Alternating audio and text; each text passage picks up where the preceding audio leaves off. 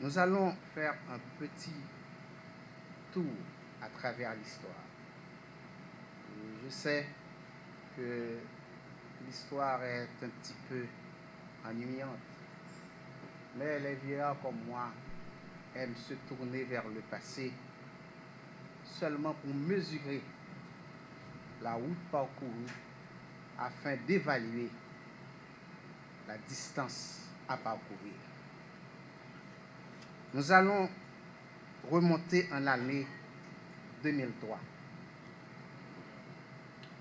L'année 2003 a vu la création de cette loge. En l'année 2003, nous étions dans une situation difficile. La plaie de la séparation du Grand Orient d'Haïti de 1824 était ouverte. Il y avait d'un côté le Grand Orient d'Haïti de 1824 de la rue du Magasin de l'État, de l'autre le Grand Orient d'Haïti de 1824 de Delma 77. Ils se disaient tous légitimes. L'un et l'autre se disaient réguliers. Et l'un et l'autre, orgueilleusement, se disaient avoir la reconnaissance internationale. Et le fondateur de cette loge, le vénérable Wilner Florina, a voulu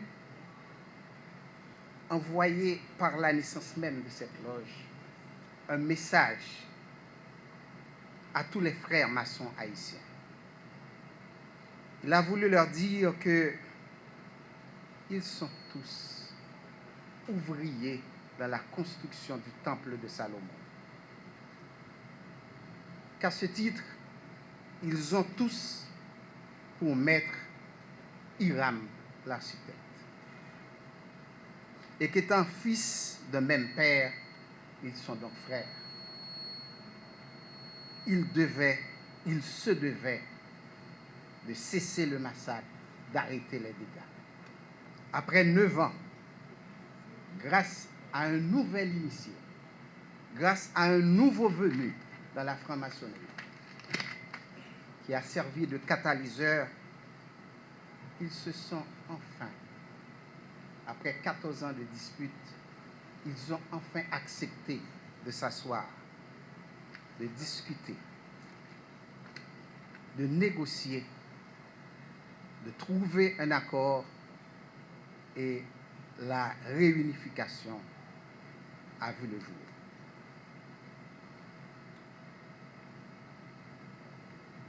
Mes frères,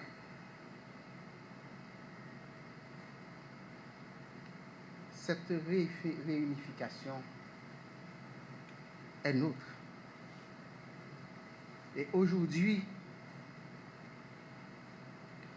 Sérénissime Grand Maître, votre bâton de pèlerin vous a conduit ici, dans cette loge. Comme ce bâton vous a déjà conduit dans plusieurs loges à travers la République. Vous vous êtes donné pour tâche de consolider cette réunification. Tâche honorable et noble. Tâche réellement noble. Je vous en félicite, Sérénissime Grand Maître. Aujourd'hui, j'aurais aimé vous demander. J'aimerais demander au passé Sérénissime Grand Maître André Jean-Gilles. J'aimerais demander à tous les dignitaires qui vous accompagnent. Je voudrais demander à tous les francs-maçons ici de continuer à travailler pour la consolidation de la réunification dans tous les compartiments de la franc-maçonnerie haïtienne.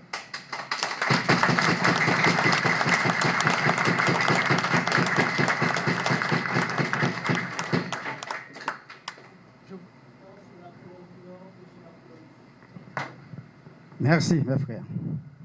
Sérénissime Grand Maître, je l'estime honneur vous passer le maillet de commandement pur et sans tâche pour la poursuite des travaux du jour.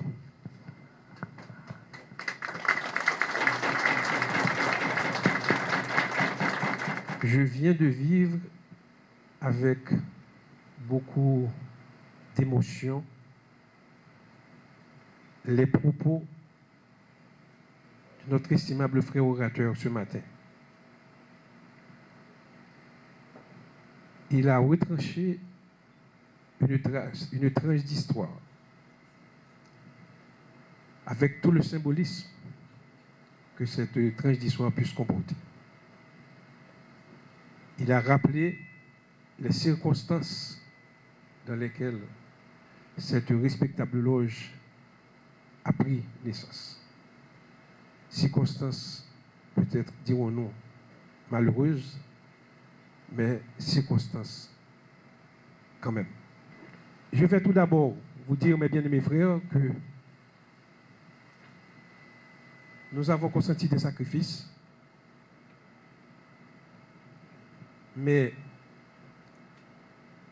ce travail, il a été possible justement et surtout avec l'appui et l'aide, le désintéressement du Sérénissime Grand Maître passé André Jean-Gilles, à qui je donne un satisfait ce matin.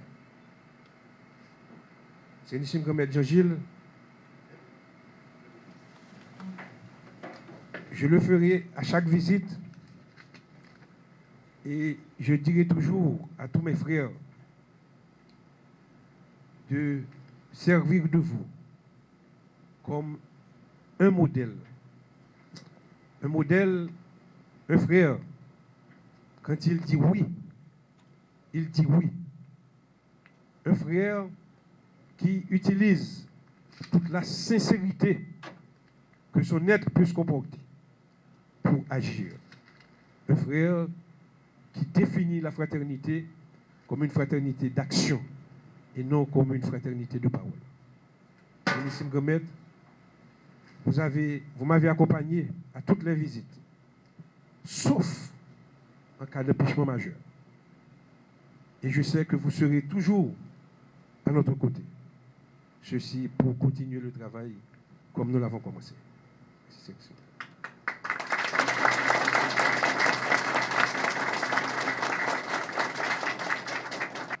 Le frère orateur a demandé au conseil exécutif de continuer le travail. Il nous a demandé de continuer à œuvrer pour que, au niveau de toutes les instances de la maçonnerie haïtienne, que la réunification se fasse. Nous comprenons bien, mes bien-aimés frères, et je le dénonce aussi. Il ne saurait y avoir deux suprêmes conseils pour les fils du même Grand Orient d'Haïti du 824. C'est totalement inconcevable. Nous sommes prêts de notre côté à faire d'autres sacrifices, s'il le faut, pour que cela se réalise. Mais mes bien-aimés frères, je vous dirai aussi en même temps que nous sommes des initiés, nous sommes porteurs de lumière, mais nous restons encore des hommes, avec toutes les faiblesses que nous pouvons avoir en nous. Notre devoir, c'est de rechercher la perfection. Mais malheureusement, il y a encore des frères qui refusent de mettre de côté cet égo dont vient de parler le frère orateur pour s'oublier et pour penser qu'ils font partie d'une institution, une institution qui accuse une certaine noblesse et qui doit vivre, qui doit jouir de cette noblesse.